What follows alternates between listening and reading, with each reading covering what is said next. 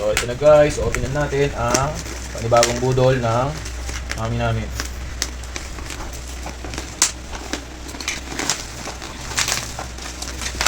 Ano ba ito?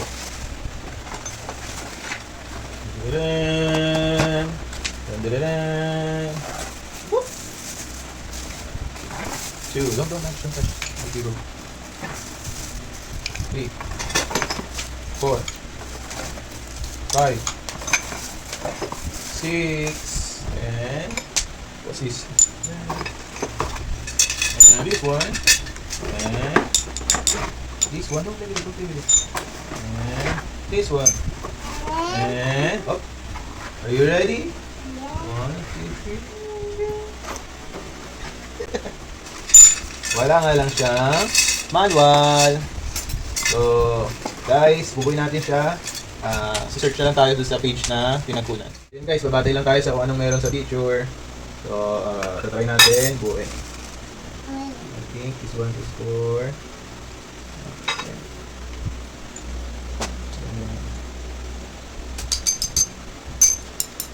Ito na yung lahat ng parts na nabili namin ng mami namin. Buuin na namin yung chandelier. Can you sing that? Chandelier. So, assembly na natin isa-isa. Ito yung kanyang receptacle. What do you call this? Receptacle.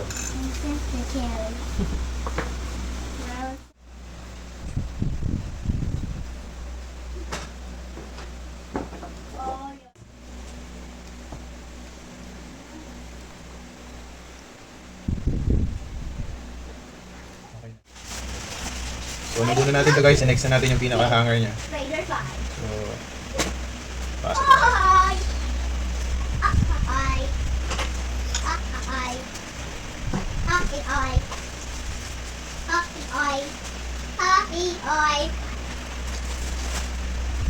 One.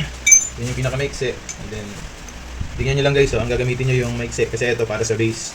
Ito yung sa may pinaka-joint niya. So, ito na guys, unahin natin yung pinaka-maiksi. Okay. Maiksi muna. One lang. And the other one. Yeah.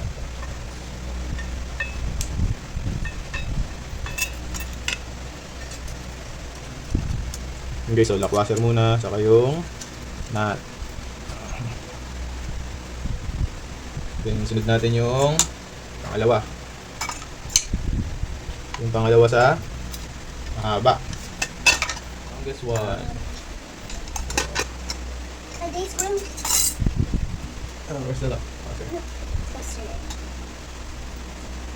The last one.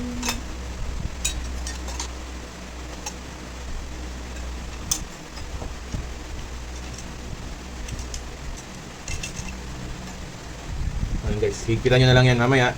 Kasi kukunin natin yung tamang angle, which is the triangle. Ayan. Diba? Pag nakuha mo yung tamang angle na gusto mo, hihigpitan na natin. Okay? Yeah. So yan guys, yung existing namin. Ilalagyan lang namin ng bulb. So dyan natin i-install yung nabili nating chandelier. So guys, ito yung kakabit natin parang pinaka-base ng ating chandelier. Guys, meron siyang receptacle na 6. So every receptacle meron siyang tag na dalawang wire. Line 1, line 2. Yung black and white. So naka-parallel connection siya. Kinonect ko siya. Pinagsama-sama ko yung white saka yung black. So ang tawag doon parallel connection. Kung hindi kayo sigurado, ipagawa nyo sa electrician. Okay? Kasi pagka nagkamali kayo dyan, pwedeng pumutok yung inyong linya. So, yung mga ganito, kailangan nyo ng electrician kung wala kayong knowledge sa pagko-connect ng power supply ng receptacle. Okay?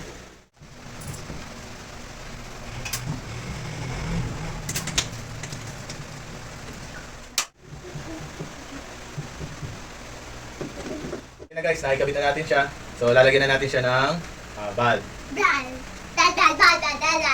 Lamig! Lamig! Yung bulb! talaga to si ate mo, kakanood ng Korea novela eh. So, ang kakabit pala natin, ito binili natin kanina ha. 7 kilowatts.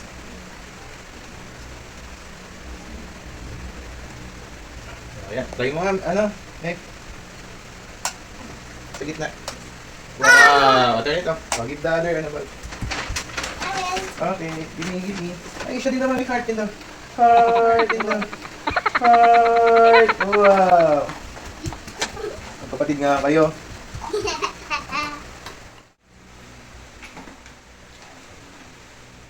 Let's party.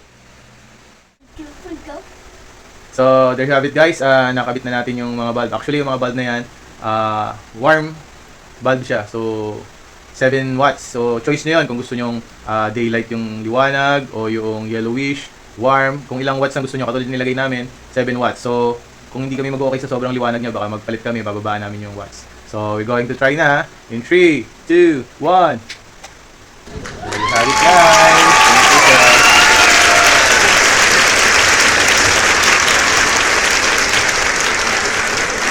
So, ayan na guys yung aming chandelier na bagong install na binili lang namin sa Lazada. So, turn off. Pagka yung gusto mo na yung pin light, ayun lang yung pin light. Turn it off. Pagka yung gusto mo yung cove light, turn it off. Or yung chandelier. Chandelier. So, there you have it guys.